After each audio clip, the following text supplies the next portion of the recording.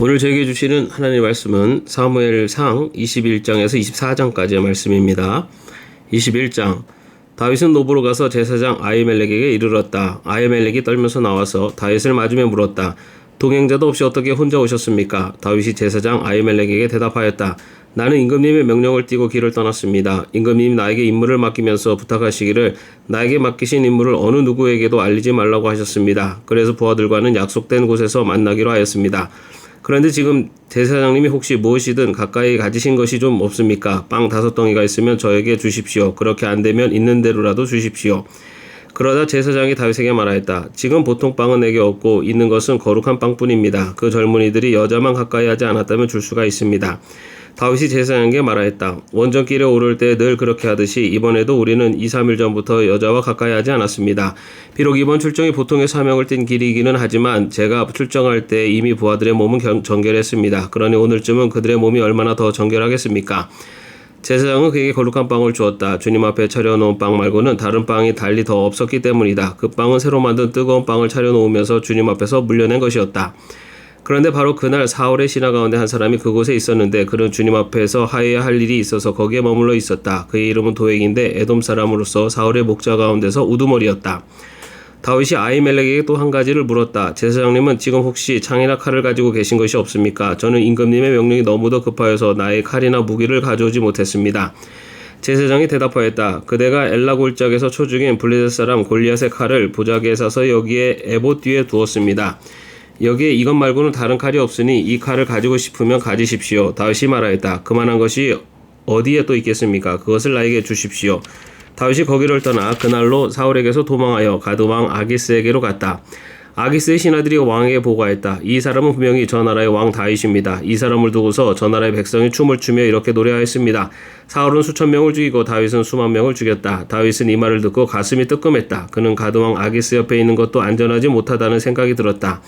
그래서 그는 그들이 보는 앞에서는 미친 척을 하였다. 그들에게 잡혀있는 동안 그는 미친 사람처럼 행동하여 성문 문짝 위에 아무렇게나 글자를 긁적거리기도 하고 수염에 침을 질질 흘리기도 하였다.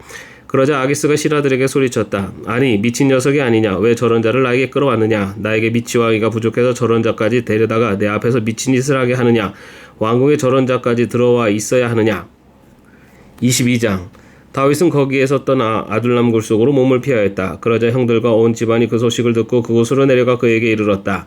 그들뿐만이 아니라 압제를 받는 사람들과 빚에 시달리는 사람들과 원통하고 억울한 일을 당한 사람들도 모두 다윗의 주변으로 몰려들었다.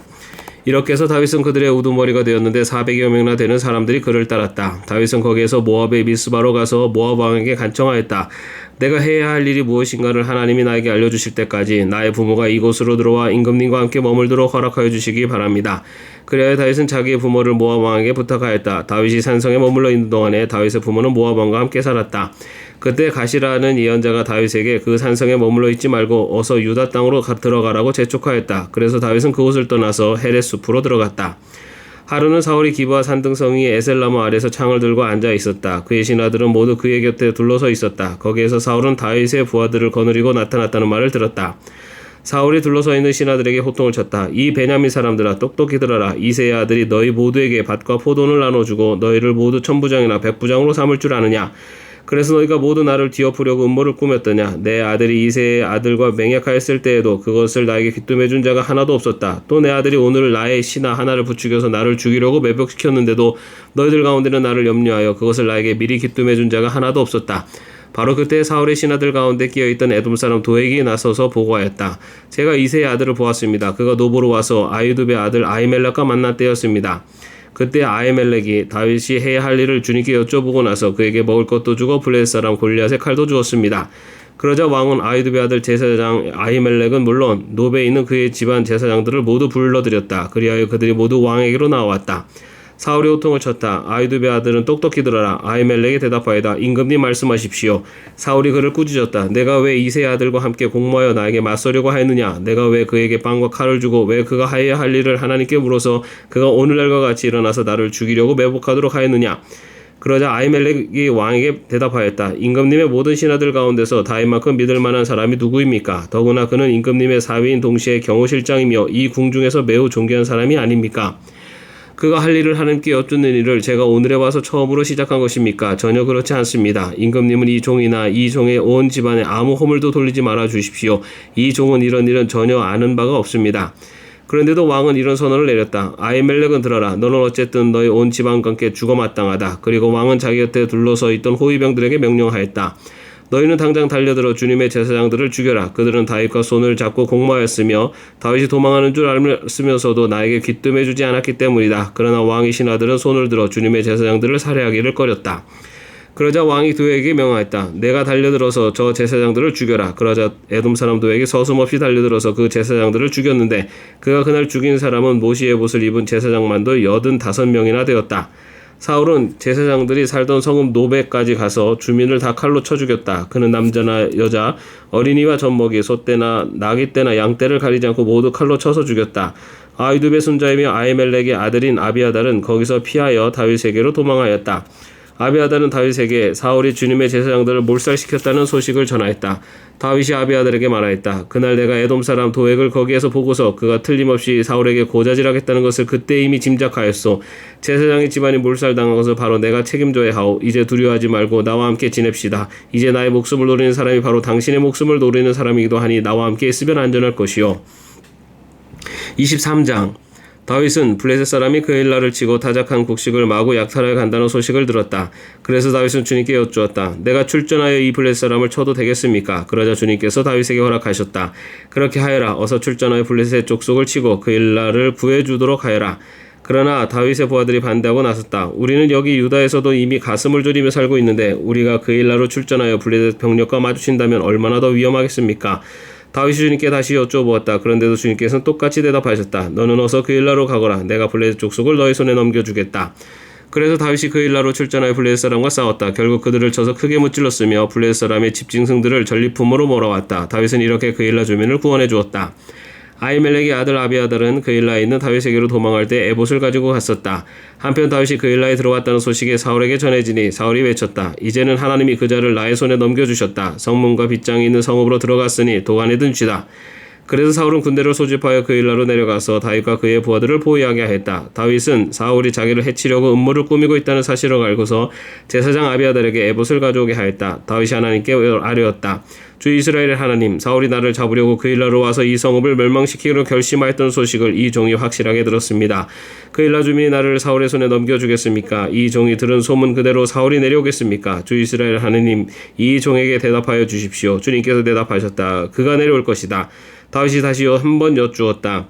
그일라 주민이 정말로 나를 나의 부하들과 함께 사울의 손에 넘겨주겠습니까? 주님께서 대답하셨다. 넘겨줄 것이다. 그래서 다윗은 600명쯤 되는 부하들을 거느리고 그일라에서 벗어나 떠돌아다녔다. 다윗이 그일라에서 빠져나갔다는 소식이 사울에게 알려지니 사울은 출동하려다가 그만두었다.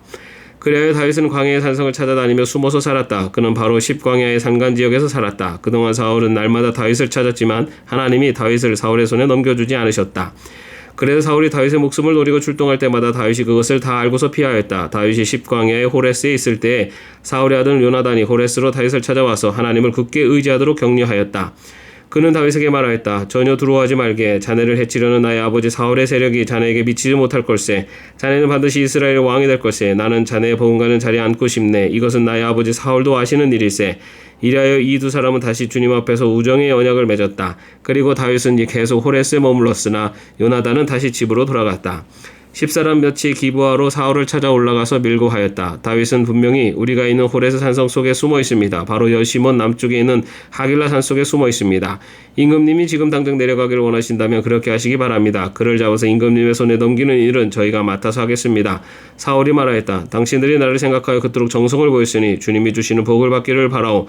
당신들은 가서 빈틈없이 준비하시오. 그자가 도망다니는 곳이 어디이며 누가 어디서 그자를 보았는지 자세히 알아보시오. 내가 듣는 바로는 그는 매우 교활하오. 당신들은 그가 숨을 만한 모든 은신처를 자세히 살펴본 다음에 틀림없는 정보를 가지고 나를 찾아오시오. 그러면 내가 당신들과 함께 가겠소. 그가 이 나라 안에 있기만 하면 내가 유다의 마을을 남김없이 다 뒤져서라도 그를 찾아내고야 말겠소. 이리하여 그들이 일어나 사울보다 먼저 십광야로 떠나갔다. 이때 다윗과 그의 부하들은 여시몬 남쪽에 아라바에 있는 마온 광야에 있었다. 사울도 부하들을 거느리고 다윗을 찾아 나섰다. 누가 이 사실을 다윗에게 알려주니 그가 마온 광야에 있는 바위로 내려갔다. 사울이 이 소식을 듣고 곧 마온 광야로 가서 다윗을 추격하였다. 이리하여 사울은 산 이쪽에서 쫓아가고 다윗과 그의 부하들은 산 저쪽에서 도망하게 되었다. 이렇게 다윗은 사울을 피하여 급히 도망하고 사울과 그의 부하들은 다윗과 그의 부하들을 잡으려고 포위를 하는데 갑자기 전령 한 사람이 사울에게 와서 블레셋 족속이 쳐들어왔으니 어서 돌아가야 한다고 보고하였다. 사울은 다윗을 추격하다 말고 돌아가서 블레셋 족속을 맞아 싸우러 나갔다. 그리하여 그곳 이름을 셀라 하마느곳이라고 부른다. 다윗은 엔게디 산성에 올라가 거기에 머물러 있었다. 24장 블레셋 사람과 싸우고 돌아온 사울은 다윗이 엔게디 광야에 있다는 소식을 듣고 온 이스라엘에서 3,000명을 뽑아 거느리고 다윗과 그의 부하들을 찾으러 들염소 바위 쪽으로 갔다. 사울이 길 옆에 양 우리가 많은 곳에 이르렀는데 그곳에 굴이 하나 있었다. 사울이 뒤를 보려고 그리로 들어갔는데 그 굴의 안쪽 깊은 곳에 다윗과 그의 부하들이 숨어 있었다. 다윗의 부하들이 그에게 말하였다. 드디어 주님께서 대장님에게 약속하신 바로 그날이 왔습니다. 내가 너의 원수를 너의 손에 넘겨줄 것이니 내가 마음대로 그를 처치하여라 하신 바로 그날이 되었습니다. 다윗이 일어나서 사울의 겉옷자락을 몰래 잘랐다.